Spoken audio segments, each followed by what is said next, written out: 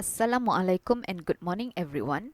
For this week, we are going to learn language focus. There are two types of language focus that we're going to learn. For affirmative, there was, there were, was, were. For negative, there wasn't, there were not, wasn't, were not. So, rules for using this language focus. The first one, we use there was and there wasn't with, kita gunakan there was dengan there wasn't ni dengan singular nouns, dengan singular, benda yang satu, kata nama yang satu. Kena ingat clue dia was, s dekat belakang, so mesti ada singular. Number two, we use there were and there were not with, kita gunakan there were dengan there were not with plural nouns. Plural ni ramai. So, clue dekat sini were. W-E-R-E ni, R digunakan untuk ramai. Okay, number three. Was and were are the past form of. Was dengan were ni merupakan bentuk past tense, bentuk yang dah lepas untuk is and are. Alright, now let's do the exercises. Exercise number 2. Complete the text with affirmative and negative forms of there was and there were. So, dekat sini ada 4 pilihan jawapan kita. Kenapa? Sebab kalau dalam bentuk affirmative, jawapan dia akan ada 2.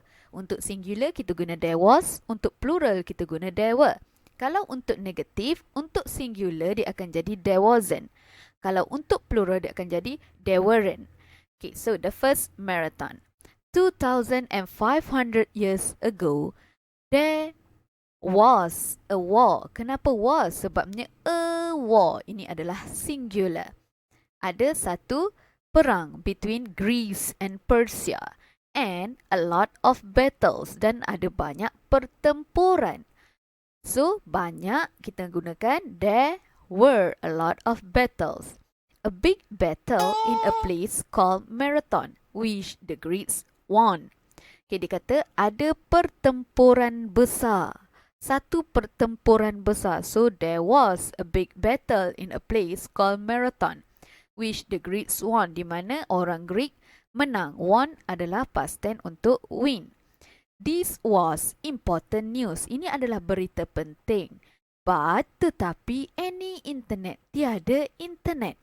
Tiada maksudnya benda tu dalam bentuk negatif. So, kena gunakan there wasn't any internet and any telephones. Dan juga telefon. Tiada telephones. Ada S, so banyak. There weren't any telephones. So, a man called Philippides ran adalah past tense untuk run, lari, to Athens with news of the battle. He ran about 41 kilometers. Dia berlari sejauh 41 kilometers. Any good roads. Tiada jalan-jalan yang bagus. Jalan-jalan banyak. So, there weren't any good roads. So, it was a difficult journey. So, ianya adalah perjalanan yang susah. When he arrived in Athens, he died. Bila dia sampai ke Athens, dia pun meninggal. Kenapa dia nak pergi Athens tu? Sebab dia nak sampaikan berita pasal peperangan tadi. Okay, now, let's do exercise number 7. Complete the sentences using affirmative and negative forms of was and were. Sama juga, ada 4 pilihan jawapan kita. Kenapa? Sebab kalau dalam bentuk affirmative, bentuk yang kita setuju, jawapan dia akan jadi was untuk singular dan were untuk plural, ramai. Kalau in negative forms, kalau untuk singular dia akan jadi wasn't, and kalau dalam bentuk plural dia akan jadi weren't.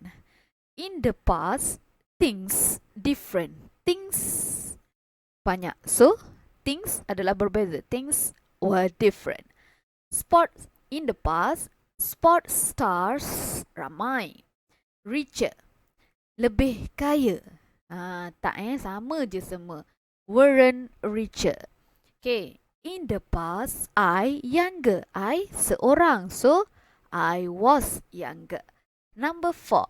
In the past, Everest higher. Dia kata gunung Everest tu lagi tinggi pada zaman dulu. Betul ke?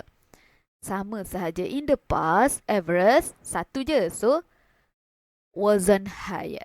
Okay, number 5. In the past, transport slower. Dia kata kenderaan lebih slow pada zaman dulu. Transport tak ada S, so akan jadi was slower. Betul lah maknanya. Pada zaman dulu kenderaan lebih slow berbanding sekarang. Sebab orang dulu guna kereta kuda. Kalau kita sekarang guna kereta, car. Okay, number 6. In the past, people taller. People dikira ramai. People ni ramai. So, in the past, pada zaman dulu, manusia lebih tinggi. Tak sama je. So, the people weren't taller. Okay, that's all for today. Thank you for listening. And don't forget to do the exercises. See you next week. Assalamualaikum.